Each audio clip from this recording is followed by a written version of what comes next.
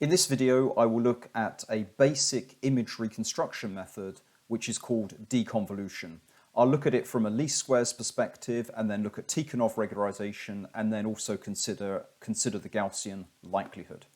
Okay, let's start off with the basics then. So deconvolution, for the context of PET imaging, this would correspond to the backproject then filter reconstruction method.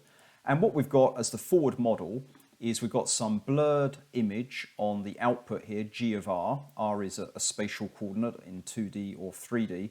And then we've got the convolution integral, which is convolving the true object F that we want to recover from G, convolving that true object with a response function H of R. So just to visualize that, for noisy PET data, this could be this is like the blurred image, but in PET, this is a back-projected noisy image. But this in general for your case could be just the blurred output and you're trying to recover the underlying true object which is not blurred. So in the case of PET, this just corresponds to a collection of point sources, and each of these point sources is basically being blurred by the point spread function.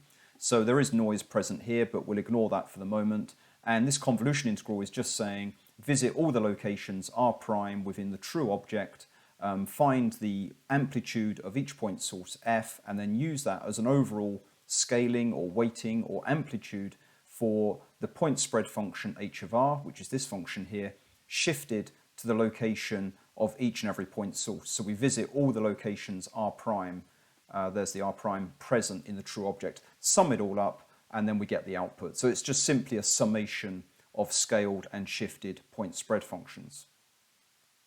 Now, what we need to realize is, of course, that any object can be regarded as a collection of point sources of differing amplitudes. So here I've got a very crudely discretized brain image, just to emphasize the fact that this brain can be regarded as point sources of different amplitudes. And now I've got no noise in the output image here. And so what we've got is simply each point source of a given amplitude being replaced by this point spread function in the output image. So thanks to the convolution theorem, which says we can just look at the multiplication in the Fourier domain, we have this very simple forward model. If we Fourier transform this image here to get capital G, Fourier transform the object to get F, Fourier transform the point spread function to get H, often called the transfer function, then instead of this convolution integral, we've just now got this very simple point-by-point multiplication in the Fourier domain. So that allows us then a very simple reconstruction, because often we can model or measure rather the point spread function H and therefore find its transfer function capital H. And obviously we do have the output blurred image G, and so we can Fourier transform that. Therefore we can find the Fourier transform of the true object F just simply by taking the ratio G divided by H. Now of course there are caveats in there if we divide by small numbers and so on. But this is just a starting point, and we'll go into how to deal with problems with this simple formula in a moment. And of course this is in the Fourier domain, so we would need to do the inverse Fourier transform on that to get the final reconstruction. If we do that, then we might get a result like this. This is not quite perfect because really I've got a kind of truncated image here. This point spread function actually spreads all the way to the edges here. And obviously what I've got going on here then is a kind of a clipping of that point spread function. So really, in the case I'm showing here, I've got not really a linear shift invariant system. I've actually got a clipped effect on my point spread functions, and so it's linear shift variant. Right, now what we've been assuming in that simple inversion formula is that there's equality, you know, that G is equal to F times H, and therefore F is equal to G divided by H. That's making a direct assumption that everything perfectly matches. Now, what we're going to consider next is a least squares approach that allows there to be a discrepancy between the output and the model of the output. Now, to start this then, we're going to remember that that convolution theorem allows us to do a simple point-by-point multiplication in the Fourier domain. So we're saying the output vector G, this is the Fourier transform of the image G, so I'm just considering that as a tall column vector, is just equal to the transfer function. And what I've done here is I've put that down a diagonal of a matrix T, just so as we can put this in matrix vector formulation, and I'll spell out that matrix T in a second. So just doing the transfer function multiplied by the Fourier transform of the true object f. So just to be clear then, the Fourier transform of the point spread function lowercase h, the Fourier transform of that is capital H, as shown on the previous slide. And then what we're doing in this discrete implementation is that we're taking that h of k and placing it down the diagonal elements of this transfer matrix, if you like. And it's thanks again to the convolution theorem that this is just simply a diagonal matrix, because this is just corresponding to doing a point-by-point multiplication. So I'm showing here the transfer function in a common form, which is known as the modulation transfer function, just like a normalized version of it. And we can see this very characteristic behavior of the modulation transfer function, which is saying that lower spatial frequencies are well preserved, but then we get this kind of generally decreasing behavior whereby the higher spatial frequencies are not transferred to the output as efficiently as the lower spatial frequencies. And that's why we get this kind of low pass filter, this kind of blurring result in our output image. And what we'll be doing in reconstruction, and that's why I've got this dashed line here, is of course inverting that transfer function. So 1 over the modulation transfer function. Anyway, let's get back to this then. So this is that inversion process, but in matrix vector form. We're saying that the Fourier transform of the true object f that we're trying to find is given by the inverse of matrix T multiplied by the vector G. So that means we just take the reciprocal of those elements there. And again, I've more or less shown that with that dashed line there. And if we were to implement that in the Fourier domain, we would just say element by element, it just corresponds to what we saw before, just G divided by H gives F. And as I've already said, this is assuming perfect equality between G and TF, which of course is unlikely to be the case because data are noisy. Now in what follows, in doing the least squares derivation, would be assuming real values only in the Fourier domain, and that's because in many settings, including in PET, we're only considering real-valued objects, and we are entitled, certainly for the simplicity of the derivation here, to consider real-valued sine and cosine transforms, as indeed originally used by Joseph Fourier himself. So that would be like this, where we're saying some function f of x is just given by a weighted collection of cosine functions of all the various frequencies plus a weighted collection of sine functions of all the various frequencies, where the analysis equations analogous to the Fourier transform, so this is analogous to the inverse Fourier transform, just considering real values only. This is analogous to the Fourier transform, considering real values only, where we're saying that the coefficients for the cosines are just found by taking the function, multiplying it by the cosine of the given frequency that we're trying to find the coefficient for, and likewise the coefficients for the sines are just given by the function multiplied by the sine of the particular spatial frequency k that we're trying to find the coefficient for. And when you do this integration, due to orthogonality of the sines and cosines, we just pick out the coefficients that we need. And so we can have this beautiful Fourier synthesis expression. Anyway, just presenting it here in the real context because I'll be dealing with real numbers in the derivation that follows. But if you implement things, often you'll make use of the fast Fourier transform and you'll use complex numbers, which of course is fine. And it will all work out, hopefully, such that you get real values if you have a real valued object. Right, so this then is the point where I was going with this, which is to say that what if we now account for the fact that there's some discrepancy, so I've got this psi vector here, to say that G might not be exactly equal to the transfer function times the Fourier transform of the object, and so we're going to allow some kind of presence of noise, some discrepancy.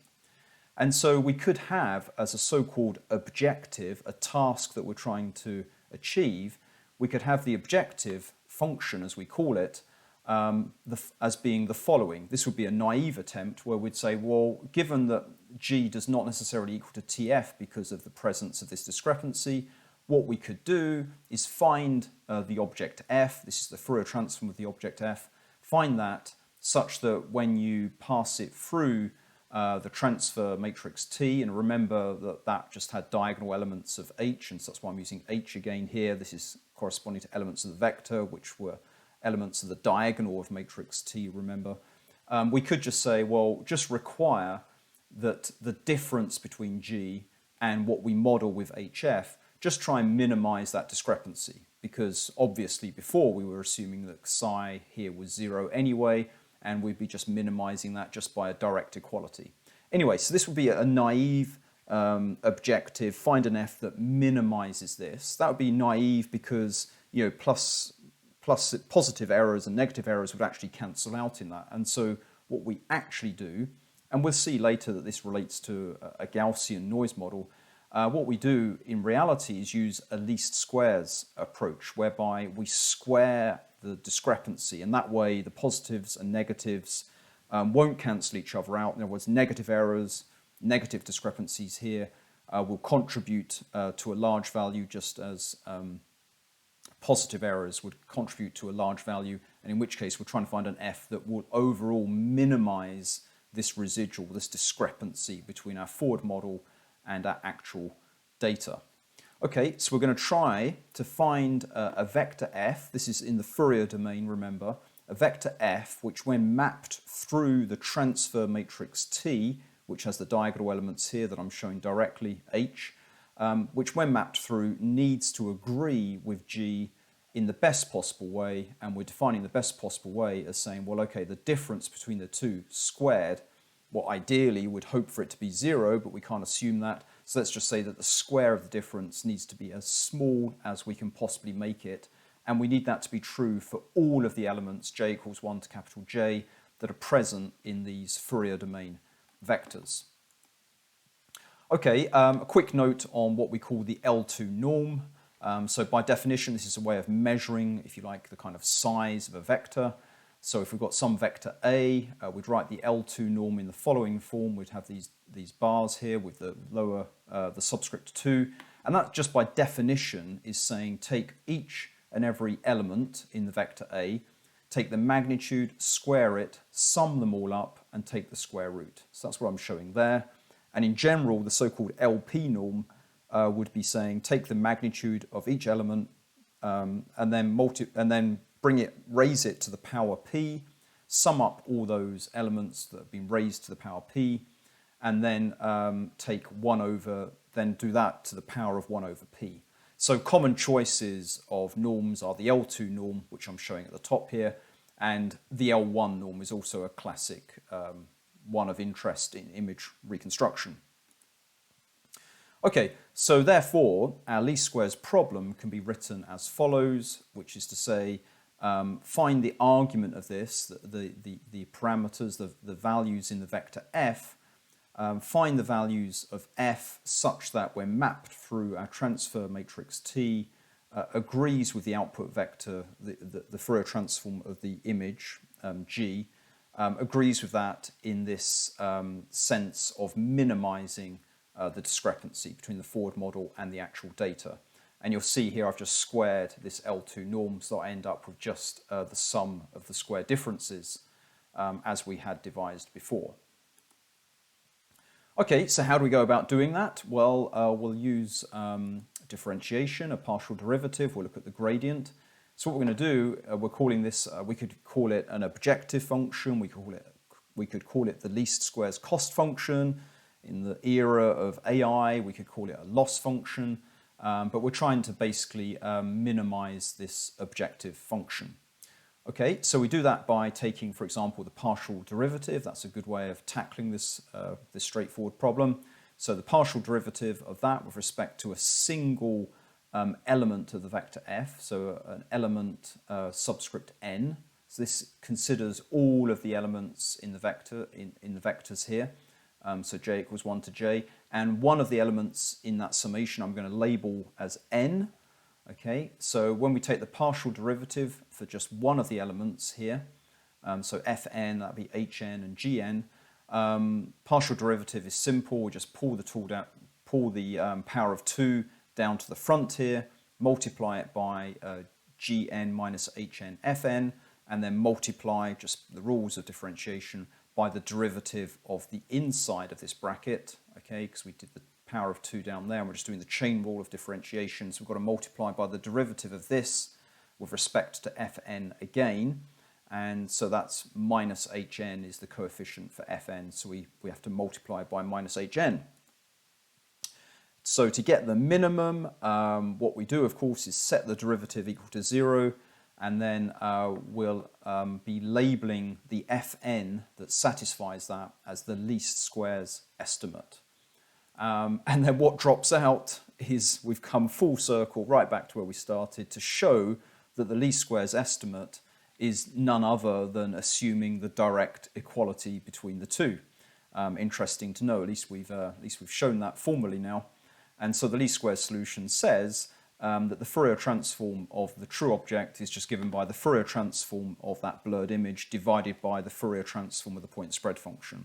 And if, by the way, we were using complex numbers here, then we could do the following to make that practical on a computer. We could do hn star gn divided by hn star hn to have a purely real denominator. But I'll develop that further presently. First then, to show again examples, that one I showed before, which is deconvolving the point spread function from this to arrive at that.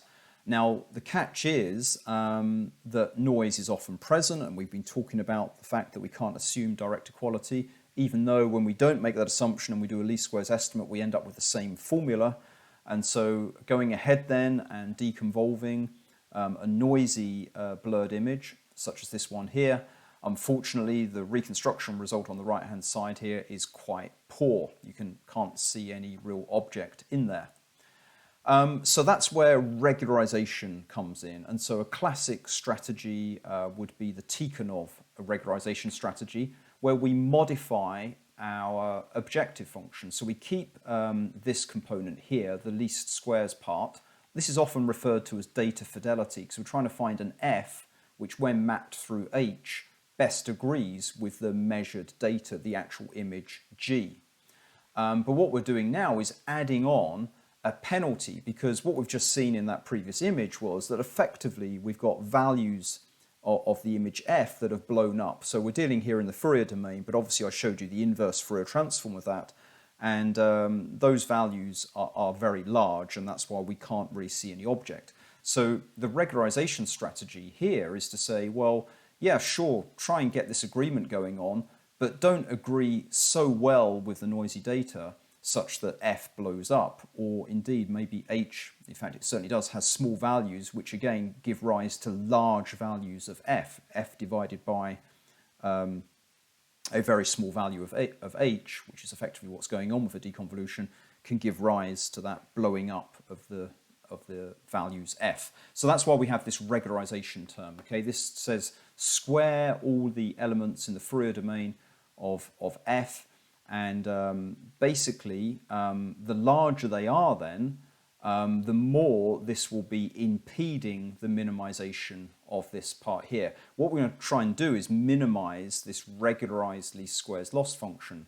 And so in other words, if f tries to satisfy this too closely, it will often do that at the cost of having a very large collection of f values here. And so by using this lambda here, we can balance between our two desires here. One, we want to match the data, but we don't want to match the data so well that we end up with such a noisy reconstruction result. So on the other hand, we want to be minimizing the sum of squares of that image f, the Fourier transform of the reconstructed image, which of course should be a representation of the object.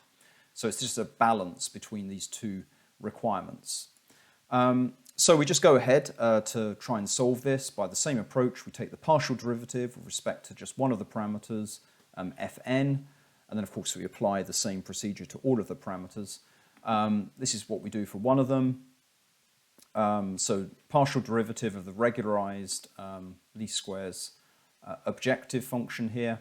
It's just what we saw before, but now we have this additional penalty term where the partial derivative is very simple. The 2 comes down the front there, and that's it, because all the other terms there are 0.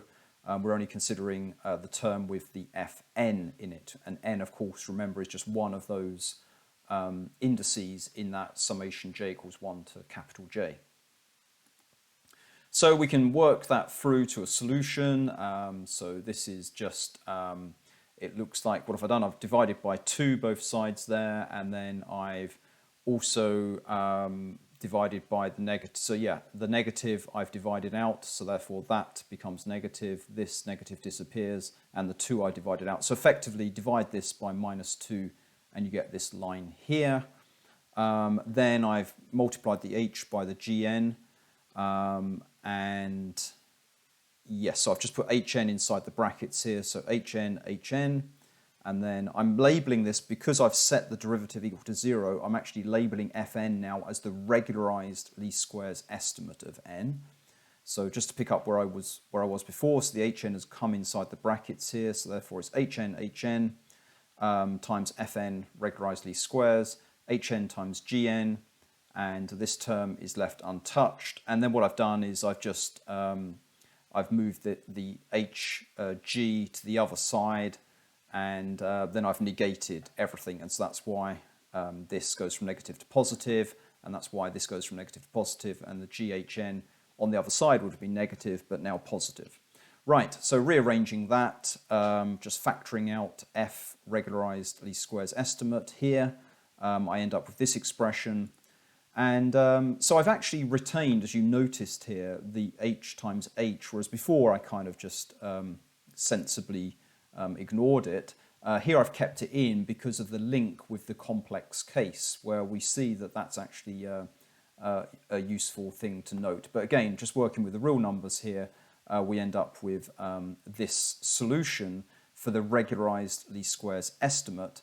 And you'll notice that actually it results in a very intuitive method, because often if we just naively do the g divided by h, and of course for complex data and for a real implementation, we do h star g divided by h star h. What we often do intuitively is say, well, okay, when we divide by h star h, we can end up dividing by very small numbers, which causes the blow up of f, which is the problem that we want to compensate for. Often it's solved just by adding an offset to protect us from dividing by small numbers. But we've seen here that by starting out with this kind of principled, regularized least squares objective function, we've actually ended up with the result that we often intuitively use. Right, so let's take a look at this. I've just shown there again the kind of, this is applying h, and this is 1 over h with normalization, hence called the modulation transfer function. There's the regularized least squares estimate, and I'm just showing here that we could rework this a bit to actually show that it's the Fourier domain, the Fourier transform of the image G here, just being multiplied effectively by a filter, which is hn star divided by hn star h plus that regularizing offset. Just to show that that's an overall regularized reconstruction filter to deliver the Fourier transform of the true object. And then once we've got it in that form, we could see that now we can indeed introduce other intuitive approaches. This one, of course, was regularized least squares, a bit less intuitive, more mathematically motivated. But here instead we could say, well, here's the overall filter, h star divided by h star h, in other words, doing the 1 over h. And then what we could do is just modulate that with some kind of windowing function, like the Hamming window. So a classic choice here would be to use alpha as 0.5. We've got 0.5 plus half of a cosine. So imagine a cosine function traces the well-known kind of U-shape, but this is just considering the first half of that U-shape and then shifted positive, because it's 0.5 plus half of a cosine. So it's just like a roll-off of the high frequencies, a window basically. Right, okay, next slide shows the benefit of using that regularization. On the top we've got our previous noise-free deconvolution, and now you may remember several slides back we had that noisy reconstruction result when we did the simple inversion, the direct least squares estimate. Now if we use a regularizing offset here, that lambda value, then at least we can begin to see something like the brane true object now coming through. We're not lost in the amplification of those values f arising from division by very small values of h. Okay, now just to finish, I just want to also make the link with a Gaussian noise model. What we can say is that the image is a sample from a normal distribution with a mean value given by our forward model HF and with a variance sigma squared. And then what we could say is, okay, let's now consider the probability of getting that vector G, in other words, the Fourier transform of the blurred image G, if the true object was F. And we just model that as a product of all of the independent probabilities. What was the probability of getting element Gj? Again, that's just a coefficient in the Fourier domain of the Fourier transform of the blurred image G, if the true object in the Fourier domain had Fj as its coefficient in the Fourier domain. And so we just model those probabilities as Gaussians. Okay, so that gives us this expression here. Now, we're actually going to be defining this product of probabilities as the likelihood. Now, there's a subtlety here. We're now saying that the likelihood is a function of f. In other words, we can modify our reconstruction f given fixed data g, modify f so as to maximize the probability of the data g given f. And that's what we're doing here by taking the product of all of these probabilities. Then we have to maximize each and every one of those probabilities in order to deliver an overall maximum of this Gaussian likelihood. So here I've just used the standard, the normal distribution, the Gaussian distribution. This is just the standard textbook definition. And I've just put in the measured values Gj, and then our model of the mean, which is Hj times Fj, and sigma is just the standard deviation as per the usual definition. Okay, so what we often do to simplify the process of maximizing that Gaussian likelihood of an image f for a transform with the image f given Fourier transform with the measured data g, we often take the logarithm of that because that gets rid of that exponential term. So just applying the natural logarithm on this Gaussian likelihood to get the Gaussian log likelihood.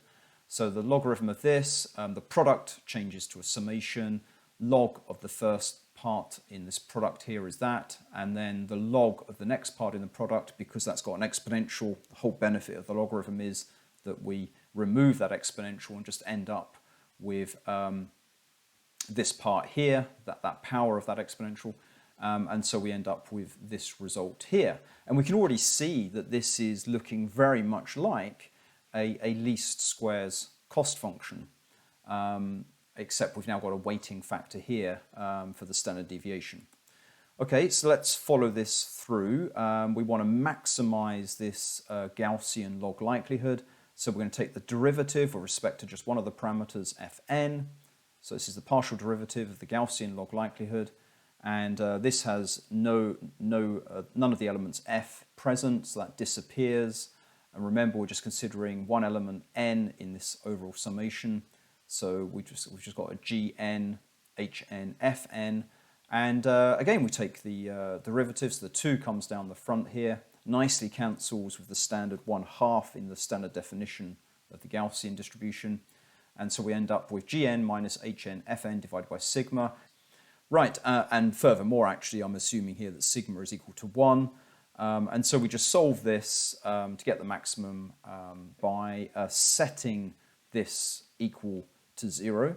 And if we set that equal to 0, we end up yet again with the trivial solution that gn is equal to hn fn. But now, because I've set this equal to 0, I'm labeling the fn that fulfills this equation as the maximum likelihood, the maximum Gaussian likelihood estimate of the Fourier coefficients fn for the true object. So there we go, just showing that the standard equation that we started out with at the very beginning actually corresponds to the Gaussian maximum likelihood estimate. Thank you very much for listening.